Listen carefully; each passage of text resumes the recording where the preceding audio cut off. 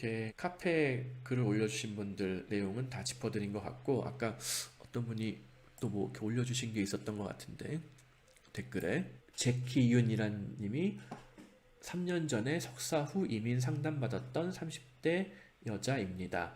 그때 세미님 상담 이후 네덜란드 석사 유학해서 지금 빅테크 국제기업에서 연봉 3배 올리고 입사 후 6개월 만에 승진까지 해서 당당한 커리어 우먼으로 살고 있습니다. 이런 분들이 막 아주 흔하다 이렇게는 말씀드리기 뭐하지만 이런 가능성들이 있다는 거예요. 이런 경험담 이렇게 공유해 주셔서 너무 감사해요. 이런 성공 사례가 본인만 하면은 가능하다라는 거예요. 그리고 어디냐?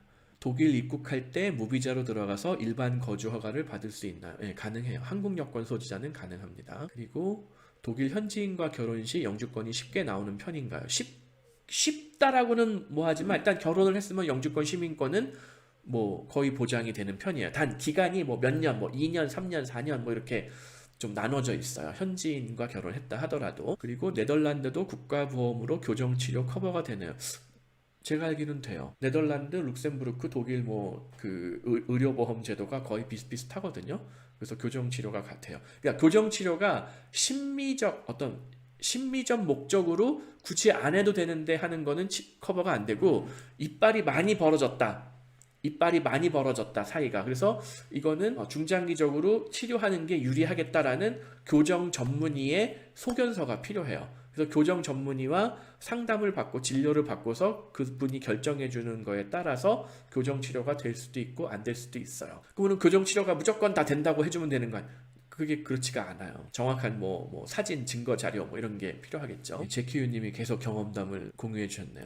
오늘 상담받으시는 분들과 비슷한 상태였는데 굳게 마음을 먹고 개같이 일해서 자금 모으고 한국에서 동네 공장에서 뭐 같은 대우 받으면서도 경력 만들어서 노력하다 보니 결국 빚을 받습니다. 맞아요. 똑같아요. 이거 정말 이게 세상에 너무나 쉬운, 어떻게 보면 당연한 진리인데, 학력, 전공, 경력, 어학, 자금 이거를 한국에서 일정 수준 준비한 분들은 그 다음부터는 해외에서 문이 더 열려요. 이게 준비가 안 된 사람이 해외에 나가면은 무조건 쉽게 뭐가 다 풀리느냐? 저는 그런 얘기를 한 적이 없어요. 제가 막 이민을 무조건 권장한다. 그건 아니에요. 이게 준비된 사람들한테 권장을 하는 거예요. 이게 준비가 안 된 사람들은 한국에서 이걸 준비해야 돼요.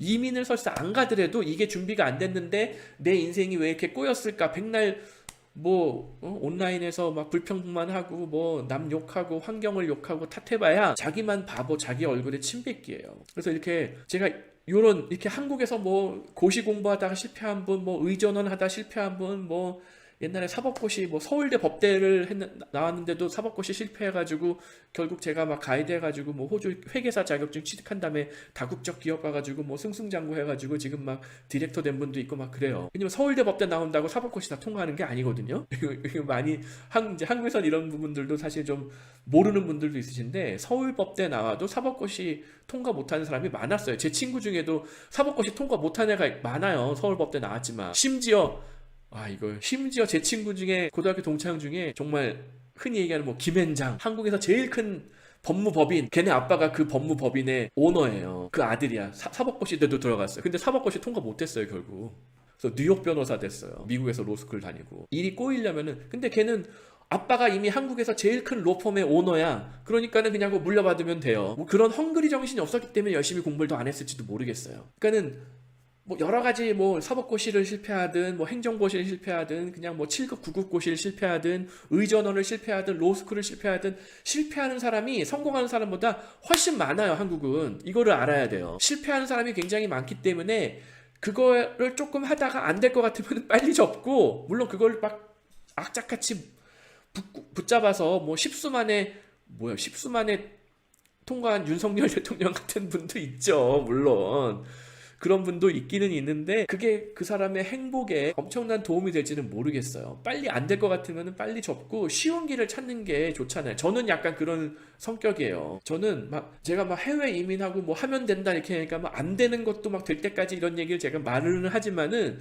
저는 안 되는 거 일찌감치 포기하고 쉬운 길로만 와가지고 여기까지 온 거예요. 그러니까는 자, 여기 제키유님이 굉장히 좋은 경험담을 공유해 주셔서 너무 감사한데, 다른 분들 지금 30대 초반, 20대 후반 뭔가를 도전하면서 여러 가지 실패한 분들 당연히 많을 수밖에 없어요. 실패한 사람이 더 많을 수밖에 없어요. 9급 공무원도 경쟁률이 뭐 20몇 대 1이고 막 90% 이상이 떨어지는 시험인데 성공한 사람이 5% 미만인데 당연히 실패한 사람이 더 많죠. 그럼 실패를 한 번, 두 번 하다가 도저히 안 될 것 같으면은 확실하게 되는 길을 찾아서 거기에다가 올인하는 게 낫다는 거예요. 근데 대부분의 해외 유학, 이민, 취업 이런 것들은 아까 말씀드린 학력, 전공, 경력, 어학, 자금 이게 잘 준비된 분들은 거의 실패 확률이 없다는 거예요. 왜냐? 상대적인 경쟁이 해외에서는 드물어요. 막 악착같이 한국처럼 막 그런 너 죽고 나 살자의 경쟁 사회가 아니란 말이에요. 해외는.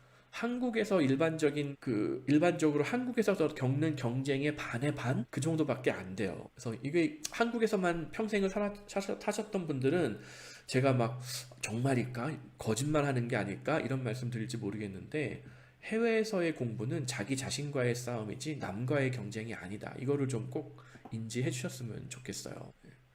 여기 로완님께서 대기업 사무보조, 파견직이나 중견, 중소기업 개혁직 괜찮아요.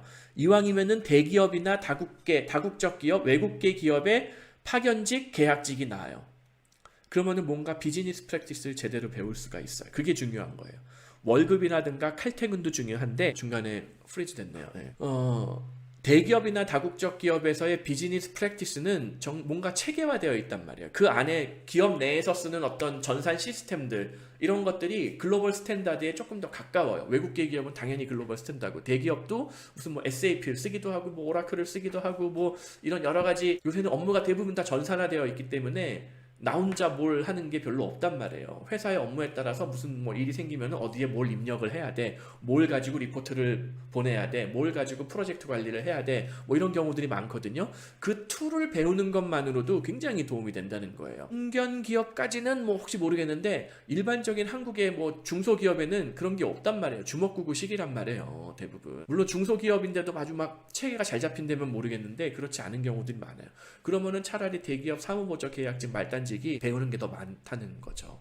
그리고 대기업일수록 오히려 이런 4대 보험이라든가 여러 가지 노동법을 잘 지키잖아요. 맨날 뭐 삼성, 현대 욕해도 거기만큼 대우를 제대로 해주는 기업이 한국 내에 없단 말이에요. 그래서 저는 외국계 기업, 대기업, 혹시 모르면 중견기업, 계약직이냐 파견직이냐 상관없다, 괜찮다. 어차피 내가 거기에 뼈를 묻을 건 아니다.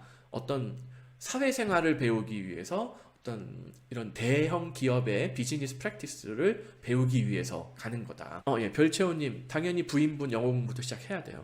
영어 공부도 시작해야 되고, 만약 네덜란드나 독일 뭐 이런 데는 남편분이 갔을 경우에는 뭐 독일어 공부도 같이 해야 될 수가 있어요. 예, 추파추스님, 제가 앞쪽에 이거 다뤄드렸으니까는 다시 보시면 되고요.